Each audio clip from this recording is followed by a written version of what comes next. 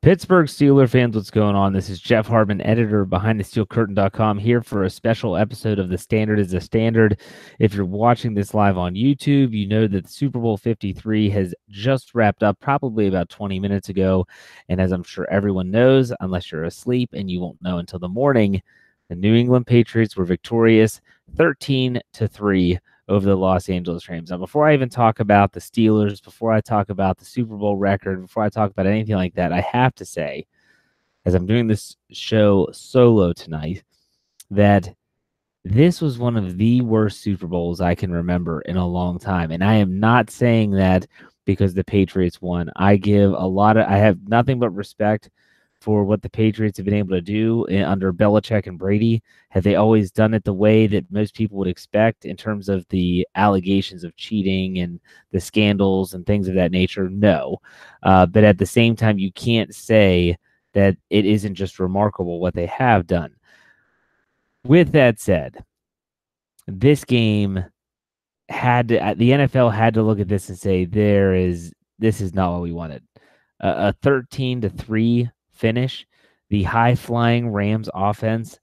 Jared Goff looked like he never played the game before.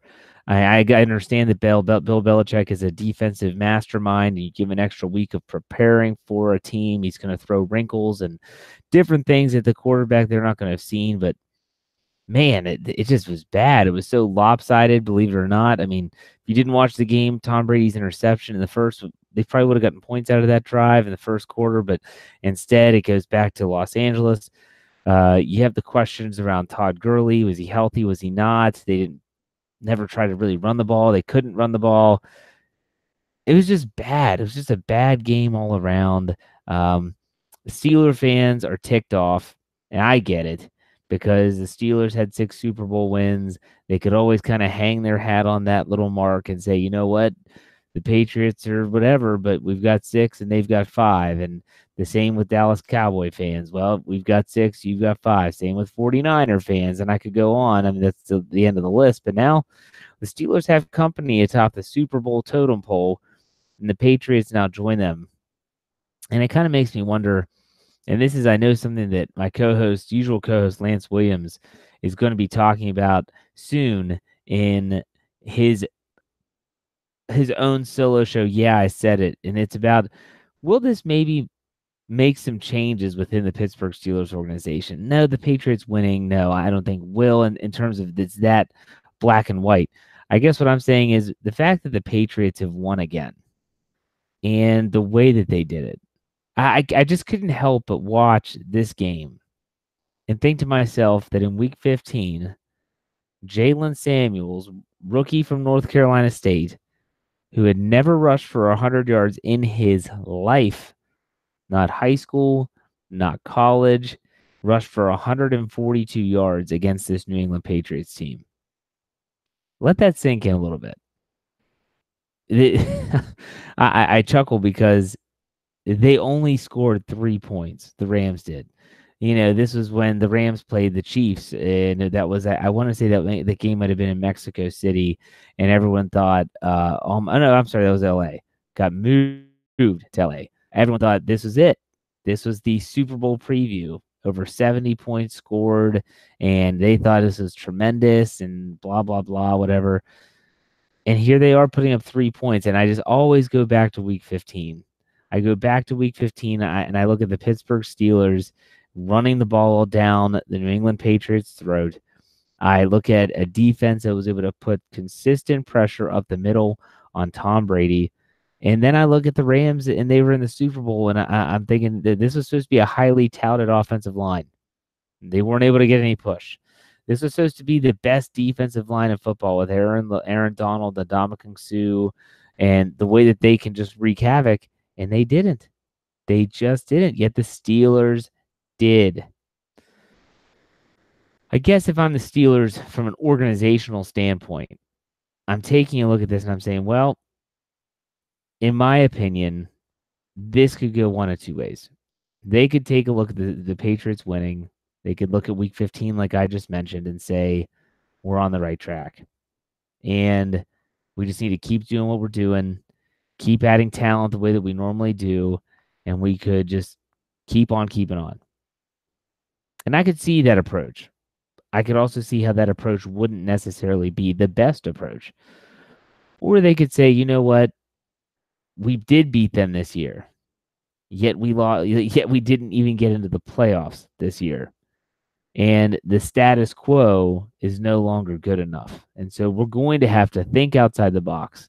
We're going to have to really focus on doing things a little bit different.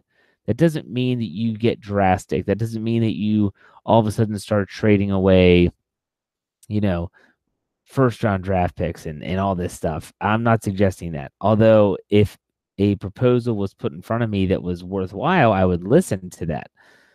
I think that the Steelers, if I'm the Steelers, again, I'm not. But if I'm the Pittsburgh Steelers, I'm looking at this and I'm saying, okay, the Patriots won again. There's certain things you can't change. Can't change that they're in probably the worst division in the entire NFL. Can't change that. But what we can change is looking at how they make things happen and what can we do to duplicate that. Because it's a copycat league. And the Steelers at one time were the team that everyone wanted to copycat. The way that they did business, the way that they had consistency in the front office, the way they had consistency with their coaching staff, drafting well, not making knee-jerk reactions, so to speak. And I'm not suggesting the Steelers need to do that, because if you're going to model the Patriots, you're not going to do that because they don't do that. So for me, I look at this and say, if I'm the Steelers, I'm looking to make some changes that are going to make immediate impacts. So let's talk about Antonio Brown. Everyone wants to know, is Antonio Brown going to be traded? Well, I have no idea whether he is or isn't. If he stays and he plays, then I think they have a really good chance of being successful offensively again. But if he leaves, the Steelers need to be very smart with where he goes. For instance, you don't want him to go to a team like the Patriots. You wouldn't want that. They would never approve that trade anyways. You probably want him to go to an NFC team. You're not going to face him that often.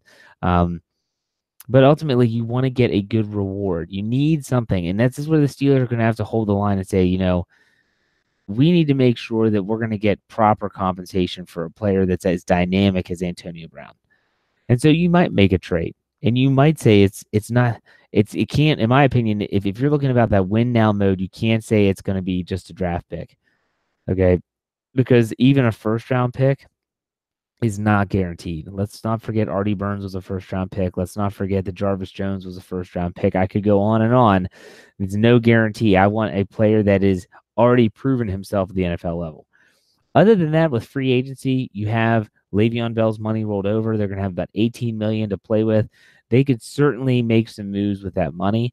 And I'm not talking about the moves they've made recently in free agency and or some trades prior to the start of the season. For instance, Vance McDonald, he has panned out, but at the same time, he's not necessarily a splash player. You think about they've made trades like when they traded for Brandon Boykin, who did nothing. You think about when they brought in Ladarius Green in free agency, who was injured constantly. You think about last year when they brought in Morgan Burnett, and he was hurt constantly. And now he wants out because even though they probably told him this is what the role we had for you, he now wants a different role and maybe with another team. They have to go out and they have to find players. Now, I know the Rams didn't put their best foot forward in this Super Bowl, but at the same time, the Steelers can look at how they did things and maybe take a page out of their book. Now, the only difference between the Rams and the Chiefs can say the same thing is that their quarterbacks are on their rookie contract, period. The quarterback is the highest paid position in football, and so you have a situation where you're able to say, okay, we don't have to pay our quarterback a boatload of money, and so we can spend that money elsewhere. Jared Goff does not get a lot of money because he is still on his rookie deal. Even though it's a first-round draft pick, he is not counting a lot towards their salary cap, so they're able to pick up Ndamukong Suh. They trade for Marcus Peters. They trade for Brandon Cooks. A lot of these are trades, and they're not just like picking up free agents. They traded for Fowler from the Jacksonville Jaguars. These moves that they made were we recognize that this window with the rookie contract at quarterback is going to be closing soon, and so we need to make sure that we maximize that situation.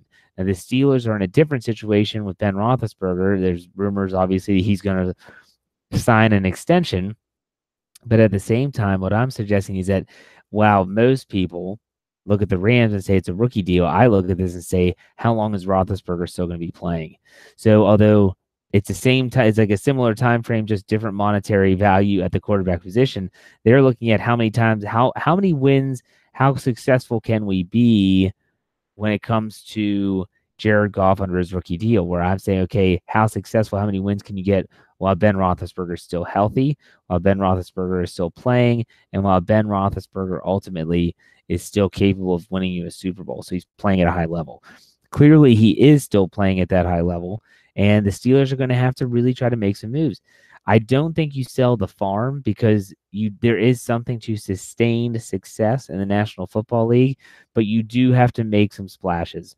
No longer can you just be out there waiting in the small little wave pool at the beach. You're going to have to get out in the deep water. You're going to have to make some moves. You're going to have to make some splashes, and that might mean trading away someone you didn't expect.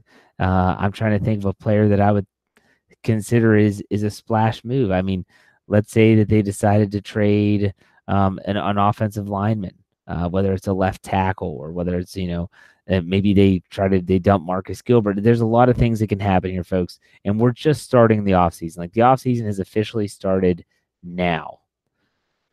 But I hope that the Steelers look at this 6th Super Bowl by the New England Patriots and say, you know what?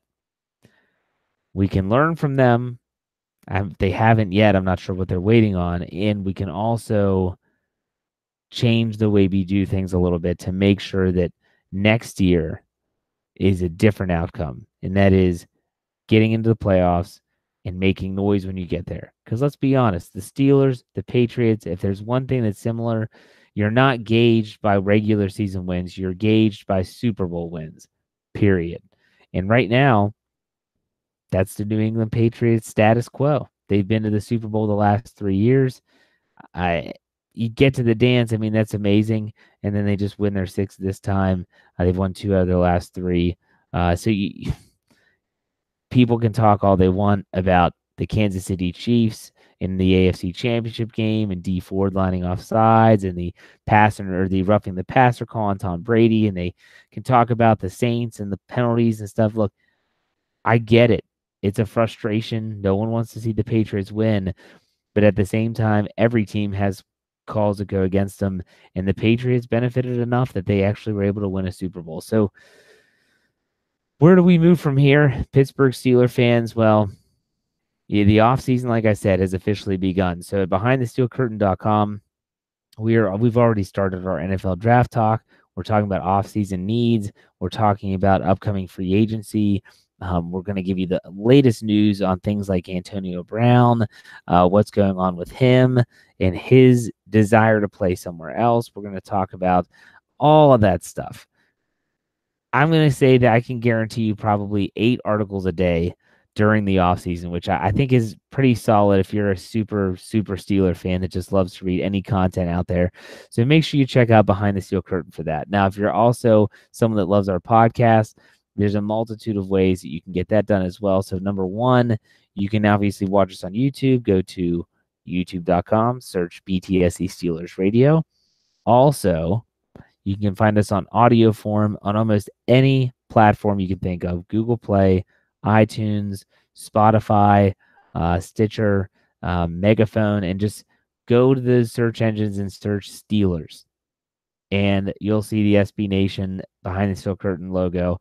Click on that. All of our audio is there because not all of our shows are on YouTube yet. We're hopeful to get those on there soon. But we'll always be here. The standard is the standard. We'll be back next Sunday. Lance Williams will be back. He'll be back this week with his episode of Yeah, I Said It, talking about a rather unlikely target the Steelers might want to look for in free agency. Might cause some controversy. You know how Lance does his thing. And as always, tomorrow night we'll have the Steelers Hangover and my show, The Steelers Burning Question. We'll talk about Le'Veon Bell this week and the Steelers preview to cap off the end of the week. So the Patriots win the Super Bowl. Julian Edelman is the MVP. I feel like I'm going to puke. I'm sure a lot of you all feel the same way. If you want to go drown your sorrows, you can. That's not how I necessarily roll, but we're all disgusted. We'll put it that way. So thanks for watching or listening, and we'll see you next week on another episode of The Standard is the Standard.